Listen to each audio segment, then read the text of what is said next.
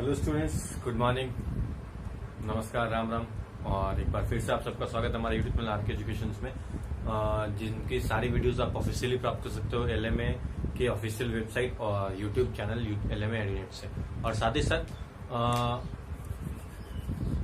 उम्मीद करता हूं कि आप सब अपने अपने घरों में सुरक्षित होंगे, सही होंगे, लॉकडाउन के नियमों का भी पालन कर रहे होंगे। क्योंकि भाई ये ऐसा सिचुएशन आ चुका है ना जहाँ पे आप नेचर के बस का कोई भी चीज नहीं है। क्योंकि भाई नेचर कहता है कि अगर आप हमारे हिसाब से चलोगे तो ठीक है, ये तो भाई आप निकलो, मैं बदलने वाला नहीं हूँ। पढ़ेंगे हम लोग बायो में सर्वाइवल फॉर फिटेस्ट, जिसका ये एक बहुत अच्छा एग्जाम्पल है। सर्वाइवल फॉर फिटेस्ट का एक बहुत बेस्ट एग्जाम्पल है। चलिए वो बात की तब हम करेंगे। फिलहाल एक चीज मैं आपसे कहना चाहूंगा, if you like our videos, if you like my videos, then you can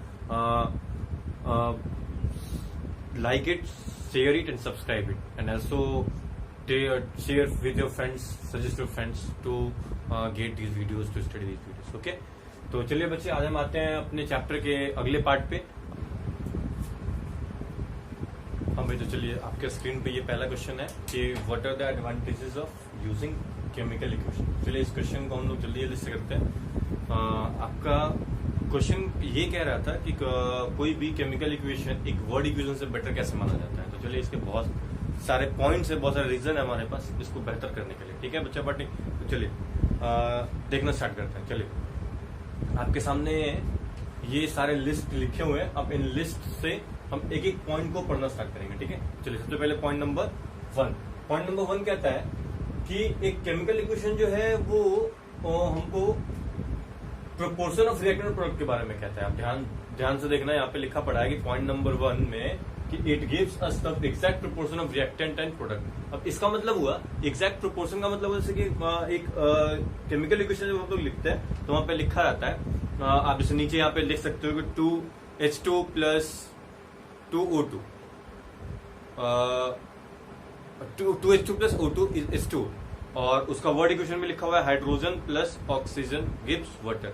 अब यहाँ पे हम देख सकते हैं कि इन दोनों में से अगर हम नीचे वाले इक्वेशन पे गौर करें तो आप पाओगे कि जो हाइड्रोजन का अमाउंट है वो 2 इंटू इट्स एटॉमिक मास करके पता कर सकते हैं कि इसे एग्जैक्ट प्रोपोर्शन कितना, एग्जैक्ट मास कितना है। उधर प्रोडक्ट साइड भी सेम मॉलिक्यूलर मास निकालना पॉसिबल है, बट वर्ड इक्वेशन में जो ऊपर वाला इक्वेशन उसमें पॉसिबल नहीं है कि हम उसके मासेस को कैलकुलेट कर सके। ठीक है, तो पॉइंट नंबर वन जो था वो आपको क्लियर हो जाना चाहिए कि एक केमिकल इक्वेशन में हम सबस्टांस के रिएक्टेंट और मास में प्रेजेंट जो है वो उसके प्रोपोर्शन का पता लगा सकते हैं, बट वर्ड इक्वेशन में लगा नहीं सकते। चलिए इसका पॉइंट नंबर टू कहता है कि physical state of substance in reactant product. ये पॉइंट नंबर टू कहता है कि जो केमिकल इक्वेशन है वो हमको सबस्टांस के फिजिकल और स्टेट के बारे में बताता है। फिजिकल स्टेट कहने का मतलब तो सॉलिड है, लिक्विड है, गैस है, एक्वस है, डाइल्यूट है, वगैरह वगैरह वगैरह, ये बताता है हमको केमिकल इक्वेशन। लेकिन ये वर्ड इक्वेशन इस तरह की हमको कोई जानकारी नहीं देता। ठीक है, चलिए पॉइंट नंबर थ्री कहता है कि एक केमिकल इक्वेशन में सबस्टांस से कंसंट्रेशन के बारे में भी पता चलता है। सबस्टांस से कंसंट्रेशन कहने का मतलब हुआ यहाँ पे कि जैसे सपोज कर लो कितना सबस्टांस हम जो लिए हैं वो प्योर है। जैसे दो कंसंट्रेशन के बीच में दो तरह का सॉल्यूशन होता है ना, डाइल्यूट और कंसंट्रेटेड। डाइल्यूट का मतलब आपको याद ही होगा, बोल सकते हो, शॉर्ट में आप याद कर रखे हो डाइल्यूट का मतलब मोर वाटर लेस एसिड। चलिए गुड, बढ़िया है। तो डाइल्यूट का मतलब होता है मोर वाटर लेस एसिड और ये मेन सबस्टांस, और कंसंट्रेट का मतलब होता है मोर मेन सबस्टांस जो है वो मोर होगा और वाटर जो होगा वो कम होगा। तो यहाँ पे कहने का मतलब था कि कंसंट्रेट का मतलब मोर प्योर और डाइल्यूट का मतलब लेस प्योर। तो यहाँ पे हम लोग बात कर रहे हैं कि केमिकल इक्वेशन हम लोग को पॉइंट नंबर थ्री की वो कंसंट्रेशन बेसिस पे भी हमको बता देता है कि वो डाइल्यूट है कि कंसंट्रेटेड। ठीक है, केमिकल इक्वेशन का चौथा एडवांटेज क्या है, पॉइंट नंबर फोर देखो यहाँ पे। पॉइंट नंबर फोर कहता है कि conditions required for reaction arrow like any catalyst और हीट। कह रहा है पॉइंट नंबर फोर में कि केमिकल इक्वेशन हमको सबस्टांस में शामिल किसी भी तरह का कंडीशन, जैसे मान लेते हो कि H2 प्लस O2 H2O तो देगा, बट वहां पे इलेक्ट्रिफिकेशन या इलेक्ट्रोलाइसिस वगैरह का कंडीशन हो तो एरो के ऊपर लिखा जाता है। जैसे मैग्नीशियम प्लस ऑक्सीजन करके मैग्नीशियम ऑक्साइड हम प्राप्त करेंगे, तो उसके लिए क्या करना पड़ता है, मैग्नीशियम और ऑक्सीजन, मैग्नीशियम को ऑक्सीजन के प्रेजेंस में गर्म करना पड़ता है। तो यहाँ पे गर्म करना एक कंडीशन है, तो उस गर्म करने वाले जो कंडीशन है उसको हम लोग एरो पे लिख देते हैं। तो कहने का मतलब ये हुआ कि एक केमिकल इक्वेशन लिखते समय हम सब रिएक्शन के लिए जो जरूरी कंडीशन है उसको भी हम लोग लिखते हैं, लेकिन वर्ड इक्वेशन में ऐसा हम लोग नहीं लिखते, आप जैसे कि नीचे देख सकते हो। पॉइंट नंबर 5 कहता है, यहाँ पे आपका स्क्रीन पे पॉइंट नंबर 5 आप इसको पढ़ो, कहता है कि इट इज शॉर्टेस्ट रिप्रेजेंटेशन और वन लाइन रिप्रेजेंटेशन। कहता है कि किसी भी केमिकल इक्वेशन को लिखते समय वो उसके सिंबलिक वे में लिखा जाता है। और सिंबल्स क्या होता है बच्चे, बताओ, बोलो। चलो ठीक है, सिंबल का मतलब होता है शॉर्टेस्ट रिप्रेजेंटेशन। सिंबॉलिक रिप्रेजेंटेशन का मतलब शॉर्ट में किसी चीज को रिप्रेजेंट करना। तो यहाँ पे एलिमेंट और कंपाउंड को जब हम लोग रिएक्टेंट और प्रोडक्ट में उसके सिंबल में रिप्रेजेंट कर देते हैं तो ये एक बहुत बेहतर रिप्रेजेंटेशन होता है और ये काफी फायदेमंद होता है। और इसकी वजह से पॉइंट नंबर 5 यहाँ पे क्या कहता है, पॉइंट नंबर 5 कहता है कि it is easy to memorise, it saves our time. मतलब अगर शॉर्ट में लिख सकते हो तो याद करना भी इजी है, याद करना इजी है तो उसको कहीं पे भी लिखने में टाइम भी कम लगेगा। मतलब ये 5-6 पॉइंट्स थे जिनके बेसिस पे हम कह सकते हैं कि केमिकल इक्वेशन जो है वो वर्ड इक्वेशन से बेटर है। इस क्वेश्चन को अलग अलग तरीके से पूछ सकता है कि what are the advantage of writing chemical equation, how chemical equation better than word equation, वगैरह वगैरह करके। लेकिन इसका लगभग मीनिंग आंसर सेम ही रहता है। भाई आपको सारे पॉइंट्स लगभग मैंने समझा दिया, अब ये आप स्क्रीन से ये सारे आंसर्स आप नोट भी कर सकते हो, ठीक है। चलिए बढ़िया है।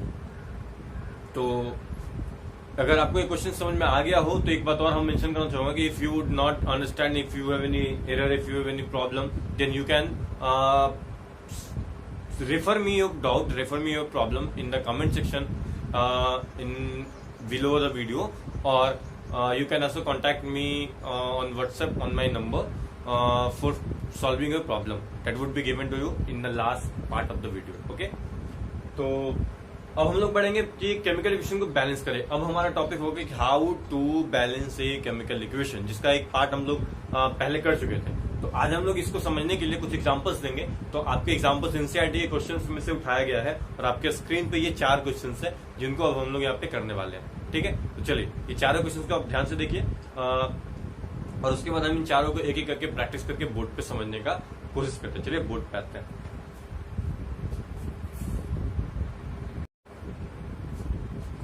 चलिए हमारा पहला क्वेश्चन बोर्ड पे लिखा हुआ है, हम इसमें देख सकते हैं कि हाइड्रोजन हमारे पास एक है रिएक्टेंट साइड में, एक और 2 3 है, टोटल 3 हाइड्रोजन है।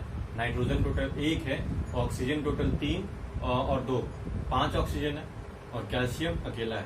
अगर प्रोडक्ट साइड की बात करें तो प्रोडक्ट साइड में हमारे पास हाइड्रोजन 2 है, कैल्शियम अकेला है,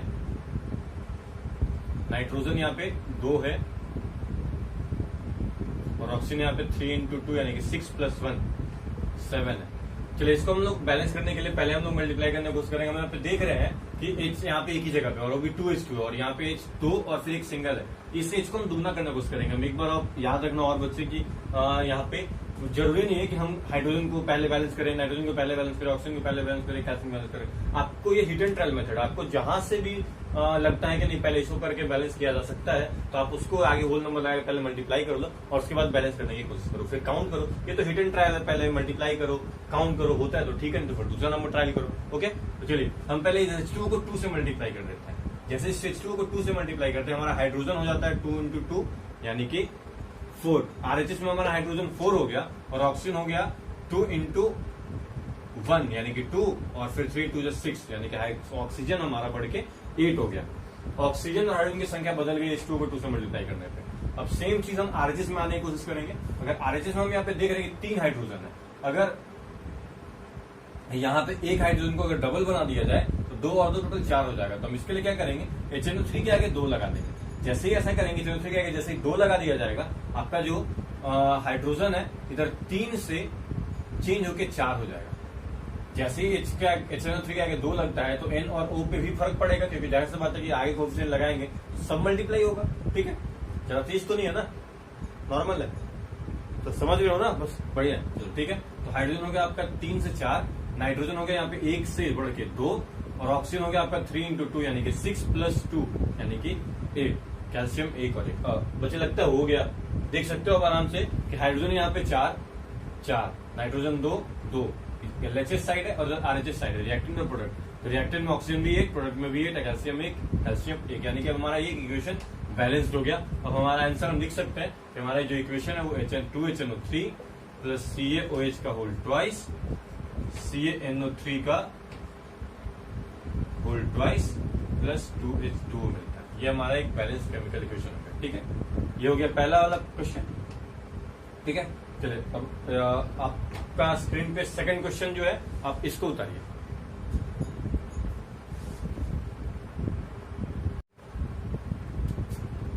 चलिए आप स्क्रीन से सेकंड क्वेश्चन आपने उतार लिया। सेकंड क्वेश्चन कहता है NaOH plus H2SO4 Na2SO4 plus H2O। चलिए काउंट कीजिए रिएक्टेंट, ये है आपका रिएक्टेंट और ये है आपका प्रोडक्ट। ठीक है, तो रिएक्टेंट में हमारे पास है सोडियम, ये है आपका सोडियम। सोडियम के हमारे पास एक एलिमेंट है, ऑक्सीजन के हमारे पास एक यहाँ पे और 4 इधर, टोटल 5 एलिमेंट है। हाइड्रोजन के यहाँ पे हमारे पास 1 + 2 टोटल 3 एलिमेंट्स है। चलिए प्रोडक्ट साइड में सोडियम हमारे पास जस्ट 2 एलिमेंट है, सल्फर हमारे पास सल्फर इधर रह गया, देखिए सल्फर हमारे पास सिंगल है, सोडियम इधर 2 है, सल्फर सिंगल है, ऑक्सीजन यहाँ पे 4 + 1 5 है और हाइड्रोजन यहाँ पे 2 है। तो इसको बैलेंस करने का के लिए कुछ जो सबसे पहला कुछ जो नजर में आ जाएगा पहले हम वही कर देंगे। हम यहाँ देख रहे हैं कि सोडियम अकेला है और इधर सोडियम 2 है, तो हम रिएक्टेंट के सोडियम को 2 से मल्टीप्लाई कर देंगे। जैसे इसको 2 से मल्टीप्लाई करेंगे तो हम इसके आगे 2 लगाएंगे, जैसे इसके आगे 2 लगाएंगे सब 2 टाइम्स इंक्रीज हो जाएगा। तो सोडियम 1 से 2 हो गया, ऑक्सीजन हमारा यहाँ पे 1 से बढ़ के 2 हुआ, तो 2 + 4 इस बार 6 हो गया। हाइड्रोजन यहाँ पे 2 + 2 अब 4 हो गया। प्रोडक्ट साइड में अब यहाँ पे कंपेयर करो, sodium 2 oxygen 6 oxygen 5 hydrogen 4 hydrogen 2। अभी एरर है, अभी बैलेंस नहीं हुआ, अभी अनबैलेंस्ड ही है। अब आगे बढ़ते हैं, यहाँ पे हम देख रहे हैं कि H2O है, ये H2SO4 यानी कि HH 2 है। इसके बाद हम यहाँ पे देख रहे हैं कि सल्फर सिंगल है, सल्फर सिंगल है,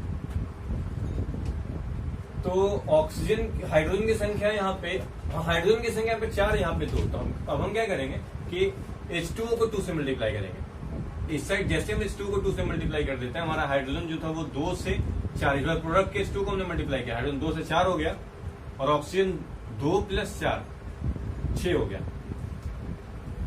अब एक बार फिर से हम कंपेयर करेंगे, हम देखते हैं यहाँ पे सोडियम 2, तो sodium 2, oxygen 6 oxygen 6 hydrogen 4 hydrogen 4 sulphur 1 sulphur 1। यानी एक बार फिर से हमारा ये इक्वेशन बैलेंस्ड हो गया और यहाँ पे एक कंप्लीट बैलेंस केमिकल इक्वेशन मिला, 2NaOH plus H2SO4 Na2SO4 plus 2H2O। समझ गए बच्चे? चलिए समझ गए तो आ जाओ क्वेश्चन नंबर 3 में लगे। हाँ, तो क्वेश्चन नंबर 3 देख लेते हैं। NaCl plus AgNO3 plus AgCl plus NaNO3, sodium chloride plus silver nitrate, silver chloride plus sodium nitrate. यहाँ पे हम देखते हैं कि सोडियम हमारे पास अकेला है, यहाँ पे सोडियम हमारे पास एक है, सिल्वर हमारे पास एक है, नाइट्रोजन हमारे पास एक है और ऑक्सीजन हमारे पास 3 है। जस्ट इन रिएक्टेंट साइड यहाँ पे सिल्वर हमारे पास सिंगल है, क्लोरीन सिंगल है, सोडियम सिंगल है, नाइट्रोजन सिंगल है, ऑक्सीजन 3 है। इस साइड में क्लोरीन छूट रहा है बच्चा, क्लोरीन भी सिंगल ही है, सब तो सिंगल ही है और ऑक्सीजन 3, यानी कि ये ऑलरेडी एक बैलेंस्ड केमिकल इक्वेशन है, इसमें कोई कुछ भी करने की आवश्यकता नहीं है, ये ऑलरेडी एक बैलेंस्ड केमिकल इक्वेशन है। ठीक है, चलिए अब आते हैं पॉइंट नंबर क्वेश्चन नंबर 4 पे। फोर्थ क्वेश्चन कहता है BaCl2 plus H2SO4 BaSO4 plus HCl। यहाँ पे बैरियम क्लोराइड प्लस H2SO4 यानी sulphuric acid, barium sulphate plus hydrochloric acid. तो हम यहाँ पे देखते हैं, बैरियम काउंट करते हैं। बैरियम हमारे पास अकेला है, क्लोरीन यहाँ पे 2 है, हाइड्रोजन यहाँ पे 2 है, सल्फर 1 और ऑक्सीजन 4 है। इस तरीके से हम ऊपर जगह खाली भी कर सकते हैं। चलिए इसको हम लोग ऊपर काउंट करके लिखते हैं। हमारे पास बैरियम 1 है, क्लोरीन 2 है, हाइड्रोजन 2 है, सल्फर 1 है, ऑक्सीजन 4 है। प्रोडक्ट साइड में भी ज्यादा काउंट करते हैं। बैरियम 1 है, chlorine single, hydrogen single, sulphur single and oxygen is I think 4। अगर अब हम इन दोनों को एक सब कंपेयर करते हैं, चलिए यहाँ पे देखते हैं बैरियम अकेला है, chlorine 2, chlorine 1, number of chlorine is not balance, तो हमको क्लोरीन को बैलेंस करना पड़ेगा। दो को तो हम एक करने नहीं वाले, एक को ही दो करेंगे और एक आरएचएस में, यानी कि रिएक्टेंट प्रोडक्ट साइड वाले HCl के लिए 2 से गुना करना होगा, तो हम HCl को 2 से मल्टीप्लाई करेंगे। जैसे HCl 2 से मल्टीप्लाई होगा आपका ये हो जाएगा आपका 2HCl, यानी कि जो क्लोरीन है वो 1 से बढ़ के 2 हो गया, और जो हाइड्रोजन है वो हाइड्रोजन चेंज होकर 1 से 2 हो गया। एक बार फिर कंपेयर करेंगे, barium 1, chlorine 2, hydrogen 2, sulphur 1, oxygen 4 और ऑक्सीजन 4, यानी कि ये आपका एक इक्वेशन बैलेंस हो गया अब जाके आपका। अब हम इसको लिख सकते हैं मल्टीप्लीकेशन के साथ सारे नंबर्स को, 1 को लिखना जरूरी नहीं है, BaCl2 plus H2SO4 BaSO4 plus 2HCl, यानी कि आपका एक केमिकल इक्वेशन बैलेंस हो गया। ठीक है, तो बच्चे पार्टी ये 4 क्वेश्चन प्रैक्टिस के लिए हम लोगों ने किया, मैंने आपको समझाया कि केमिकल इक्वेशन में बैलेंस 4 कैसे करते हैं हिट एंड ट्रायल मेथड से। हम एक बात है कि ये आप अपनी मर्जी से स्वतंत्र रूप से कर सकते हैं, आपको यहाँ पे किसी भी केमिकल इक्वेशन को बैलेंस करने के लिए कोई particular hit and trial method में नियम की आवश्यकता नहीं है। आप ध्यान रखो, किसी भी नंबरों का आप किसी से भी मल्टीप्लाई कर सकते हो। हाँ, बट फ्रैक्शन मत लेना, नंबर्स अनबैलेंस मत छोड़ना। ठीक है, चलो अब इन सारे क्वेश्चंस को हम एक दूसरे मेथड से बैलेंस करेंगे, जिसको हम लोग बोलेंगे अलजेब्राइक मेथड। ठीक है, चलो इसको आप तब तक नोट कर लो, फिर हम लोग अलजेब्राइक मेथड पे आते हैं।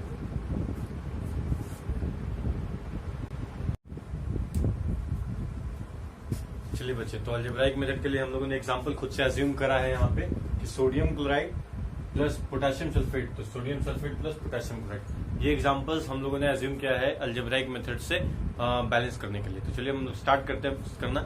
सबसे पहला स्टेप 1, कुछ स्टेप्स हम आपको याद करा देते हैं। स्टेप 1 फॉर अलजेब्राइक मेथड कहता है कि आप provide a coefficient, variable coefficient to each of the compound of reactant product. हम लोग क्या करेंगे कि रिएक्टेंट और प्रोडक्ट दोनों में स्टार्टिंग से लास्ट तक सबके आगे एक कोफिशिएंट लिखेंगे, लेकिन कोफिशिएंट जो होगा वो एक वेरिएबल होगा, A B C D, like इस तरीके से कोई भी। इसके बाद सेकंड स्टेप होगा कि हम सबके लिए केमिकल एक मतलब सारे एलिमेंट के लिए, रिएक्टेंट प्रोडक्ट में जितने भी एलिमेंट शामिल है उन सारे एलिमेंट को सेपरेट लिखेंगे और सारे एलिमेंट का एक इक्वेशन बनाएंगे, उस इक्वेशन से ही सॉल्व करके वैल्यू को प्राप्त करेंगे। ठीक है, तो चलिए यही 2 बेसिक स्टेप है, यही सीख लेना। तो चलिए पहला काम यहाँ पे क्या करना है आपको पहला काम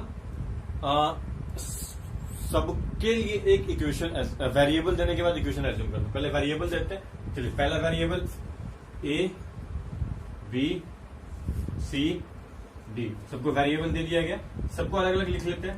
sodium, chlorine, potassium, sulphur, oxygen. ध्यान रखना बच्चे कि यहाँ पे कोई रिएक्टेंट प्रोडक्ट स्पेसिफाई करने की जरूरत नहीं है। यहाँ पे सोडियम अकेला है और A के साथ, तो 1 into A, बट यहाँ पे 1 लिखने की कोई आवश्यकता नहीं है, 1 ऑलरेडी छिपा हुआ होता है। चलिए A, अब सोडियम क्लोराइड में सोडियम का लिख चुके हैं हम लोग। अब यहाँ पे K2SO4 में कोई सोडियम नहीं है, ठीक है, अब सीधा उस साइड आते हैं, एरो के बाद जा रहे हैं तो एरो की जगह पे बराबर का साइन आ जाएगा, तभी केमिकल इक्वेशन बनेगा। और इधर से सोडियम लेंगे, सोडियम यहाँ पे 2 है और उसका कोफिशिएंट C है, तो यहाँ पे हो जाएगा आपका 2 into C, ये आपका हो गया 2 into C।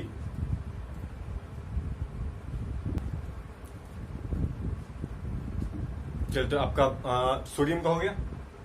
क्लोरीन यहाँ पे सिंगल है A के साथ, तो 1 into A, तो 1 छिपा हुआ है, और फिर इधर और नहीं है। अब इधर है क्लोरीन आपका, यहाँ पे है अकेला है D के साथ, तो मतलब D के साथ का हुआ, D कोफिशिएंट है उसका, तो 1 into D, तो 1 लिखने की जरूरत नहीं है।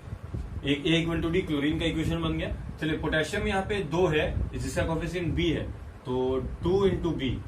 फिर आरएचएस में देखते हैं, पोटेशियम अकेला है जिसका कोफिशिएंट D है, तो 1 into D यानी कि सिर्फ D। यहाँ पे सल्फर सिंगल है B कोफिशिएंट के साथ, तो 1 into B मतलब सिर्फ B। और सल्फर यहाँ पे सिंगल है जिसका कोफिशिएंट C है, तो सल्फर भी अकेला होने की वजह से 1 into C रहेगा, तो 1 छोड़ देंगे, सिर्फ C। अब ऑक्सीजन यहाँ पे रिएक्टेंट में 4 है A के साथ, नहीं सॉरी B के साथ है, तो 4 into B इक्वल्स, यहाँ पे पोटेशियम ऑक्सीजन, ऑक्सीजन यहाँ पे भी 4 है जिसका कोफिशिएंट C है, तो 4 into C। 4 4 कैंसिल, इससे बच गया b इक्वल टू सी। अब हम क्या करेंगे कि 5 इक्वेशन जो हमारे पास है, इन पांचों इक्वेशन में से हम किसी को भी सॉल्व करके एबीसी का वैल्यू निकाल लेंगे, और जैसे हमारा एबीसी का वैल्यू क्लियर हो जाएगा तो हम इक्वेशन को सॉल्व करना बंद कर देंगे और एबीसी के उन वैल्यूज को हम क्या करेंगे, इक्वेशन में पुट कर देंगे। ठीक है, समझ गए? चलिए आते हैं।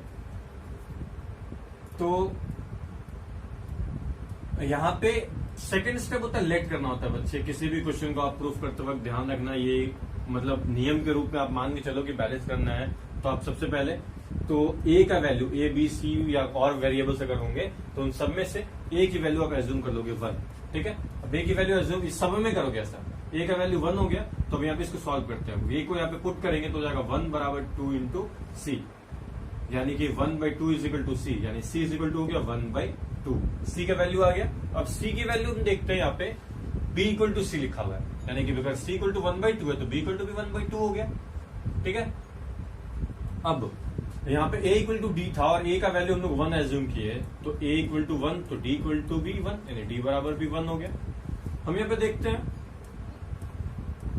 a बराबर 1 एज्यूम कर चुके हैं, b इक्वल टू 1/2 हो चुका है, d इज इक्वल टू 1 आ चुका है, c इक्वल टू 1/2 आ चुका है हमारा, यानी कि एबीसीडी की वैल्यू मिल चुकी है। अब हमें इसको और इसको सॉल्व करने की आवश्यकता नहीं है। ठीक है, अब एबीसीडी की इन वैल्यूज में हम देख रहे हैं कि वैल्यूज हम लोग को पहले क्या प्राप्त हुआ वो देखते हैं। तो हम लोग को जो वैल्यूज मिला है, a बराबर 1, b बराबर 1/2, c बराबर 1/2, d बराबर 1। यहाँ पे दो फ्रैक्शन, अगर ये फ्रैक्शन में नहीं होते ना बच्चे तो हम इसको वैसे ही यहाँ पे ए बी सी डी की जगह पुट कर देते और वो बैलेंस हो जाता, लेकिन ये फ्रैक्शन है तो हम लोग क्या करेंगे, फ्रैक्शन को होल नंबर में चेंज करेंगे, और फ्रैक्शन को होल नंबर में चेंज करने के लिए जो उसका डिनोमिनेटर होगा हम उसके डिनोमिनेटर से मल्टीप्लाई कर देंगे। ठीक है, तो चलिए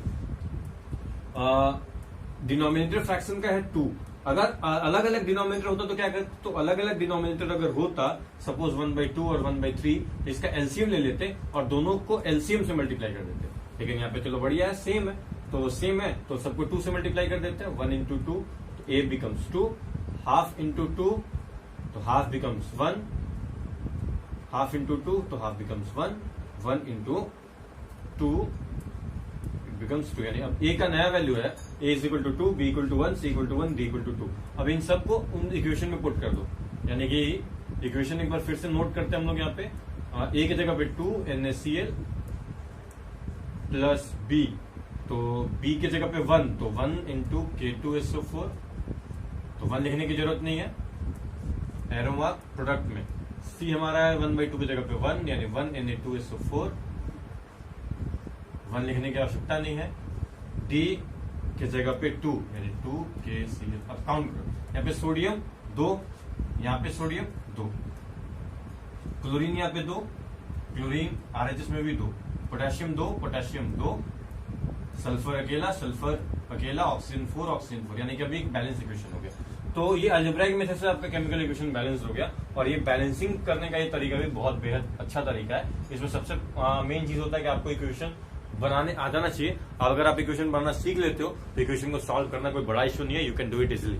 ओके, तो now let us assume the next example. हम लोग अपने नए एग्जांपल में बढ़ते हैं, तब तक आप इसको नोट कर लीजिए, और हम लोग एक खुद से एक नया एग्जांपल एज्यूम करते हैं। ठीक है, अगर आप इसको लिखना चाहें तो आप इसको कुछ देर तक वीडियो पॉज करके लिख सकते हैं। ठीक है, और इसके बाद हम इसका दूसरा एग्जांपल एज्यूम करेंगे। ठीक है, जहां पे हम देखेंगे कि एलिमेंट अगर एक ही साइड में दोनों तरफ आ जाए तो क्या करें। ठीक है, तो चलिए दूसरे एग्जांपल पे आते हैं, बिना देर के टाइम बचाते हुए हम दूसरे एग्जांपल पे आते हैं। तो बच्चा पार्टी, अगर आपको समझ में ना रहा हो, जैसे कि आपको पता है कि आप कमेंट सेक्शन में ये सारी चीजें पूछ सकते हो, आपके लास्ट में आपको हमारा कॉन्टैक्ट नंबर मिल जाएगा, आप उस पर आप कॉन्टैक्ट करके आप हमें अपने प्रॉब्लम्स बता सकते हो। और इसके बाद और भी कोई इश्यू हो तो नीचे कमेंट सेक्शन में आप बता सकते हो। ठीक है, तो चलिए दूसरा एग्जांपल हम लोग एज्यूम करते हैं। हमारा नेक्स्ट एग्जांपल यहाँ पे होने वाला है example 2 for algebraic method. Example 2 है हम लोग के पास,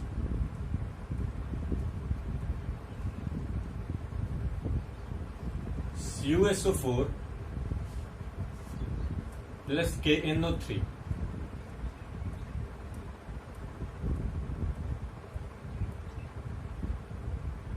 और you can also change it CuSO4 plus K2O, तो K2SO4 प्लस CuO, एक रिएक्शन हमारे पास यहाँ पे मिला, copper sulphate plus potassium oxide, potassium sulphate plus copper oxide, cuprous oxide. तो ध्यान रखिएगा यहाँ पे कि ये किप्रिक ऑक्साइड है।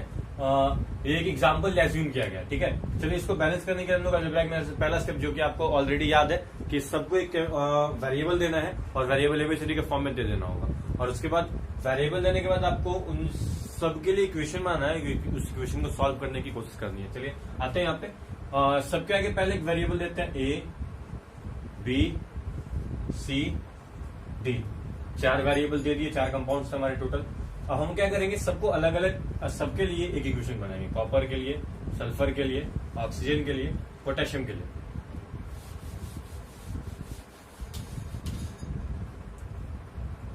चलिए कॉपर यहाँ पे सिंगल है विथ A, तो it would be 1 into A, और कॉपर इधर है नहीं, कॉपर अब इधर यहाँ पे D के साथ सिंगल है, तो 1 into D, तो 1 लिखने की आवश्यकता नहीं है, it will become A equal to D। Now count for the sulphur, यहाँ पे सल्फर आपका सिंगल है विद द कोएफिशिएंट A, तो 1 into A equals sulphur single with C, तो 1 into C। नाउ ऑक्सीजन यहाँ पे देख सकते हो कि यहाँ पे भी है, यहाँ पे भी है, मतलब ऑक्सीजन यहाँ पे दोनों कंपाउंड्स में है।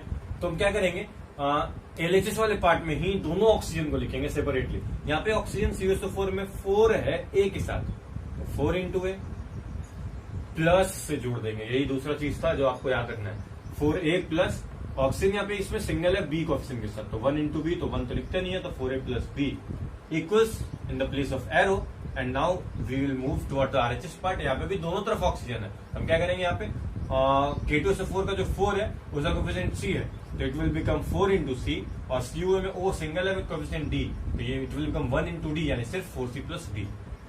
फॉर पोटेशियम, तो पोटेशियम यहाँ पे 2 है विथ B, तो 2 into B, RHS में पोटेशियम 2 है विथ C, तो 2 into C, तो 2 कैंसिल हो गया, यानी B इक्वल्स C हो गया। चलिए अगला पॉइंट, लेट करना होता है, लेट A बराबर 1, ये इंपॉर्टेंट चीज है, A बराबर 1 कर लिए, 1 बराबर हो गया आपका D, जैसे यहाँ पे पुट किया गया, ये 1 बराबर D हो गया, तो यानी D बराबर 1 आ गया। अब यहाँ पे देखते हैं A into A बराबर 1 into C, यानी कि A बराबर C है और A बराबर 1 भी है, तो 1 बराबर C यानी C बराबर 1। अब यहाँ पे क्या है, A का वैल्यू है, C का वैल्यू है, D का वैल्यू है, इसको यहाँ पे पुट कर सकते हैं। A की वैल्यू 1 थी, 4 into 1, B की वैल्यू नहीं मालूम, तो B को B छोड़ देते हैं, C की वैल्यू 1 है तो 4 into C, और D की वैल्यू भी 1 है तो 4 into 1। अब यहाँ पे देखते हैं 4 plus B is equal to 4 plus 1, तो B इज इक्वल टू कितना हो जाता है, 5 प्लस 4 हो जाएगा तो -4 हो जाएगा, यानी B इज इक्वल टू 1, यानी B की वैल्यू भी यहाँ पे कैलकुलेट हो गई। और अब चाहते तो यहां से भी कैलकुलेट करते, B इक्वल टू C है तो C का वैल्यू पुट करते तो B इक्वल टू 1 ही आता, ठीक है। चलिए अब हम इन सब वैल्यूज को एक साथ लिखते हैं, सारी वैल्यूज कितनी आ गई, A इक्वल टू 1 1 1, अरे वाह, तो कमाल है भाई, सबके सब वैल्यूज 1 1 1 1 आ गए। इसका मतलब हम लोगों ने ध्यान नहीं दिया, क्वेश्चन पहले से बैलेंस था, अगर अनबैलेंस भी होता तो दिक्कत नहीं है, यहाँ पे सारे वैल्यूज जो भी आते वो इसको पुट करने पे इक्वेशन को बैलेंस ही कर देते हैं, ठीक है। तो इसका मतलब ये ऑलरेडी एक बैलेंस केमिकल इक्वेशन है, अगर नंबर सेम आ जाए तो याद रखिएगा एक बैलेंस केमिकल इक्वेशन है। तो आपको मैंने बता दिया, अब आपके पास क्वेश्चंस हैं ऑलरेडी, काफी क्वेश्चंस, आप उनको प्रैक्टिस कीजिए अपने हिसाब से, और हिट एंड ट्रायल मेथड से बैलेंस करने के बाद आप उसको अलजेब्रा की मेथड से बैलेंस कीजिए। अगर दोनों ही के सिचुएशंस में आपके आंसर सेम आ जाते हैं तो इसका मतलब क्लियर है कि भाई आपका आंसर बिल्कुल सही है, ओके। तो आई होप कि आपको समझ में आ गया होगा, अगर आपको ना समझ में आया हो तो आप हमें कमेंट सेक्शन में अपने प्रॉब्लम्स बता सकते हैं, ठीक है। तो okay, good luck, all the very best, thank you, आते रहो, पढ़ते रहो, सीखते रहो, बाय बाय, गॉड ब्लेस।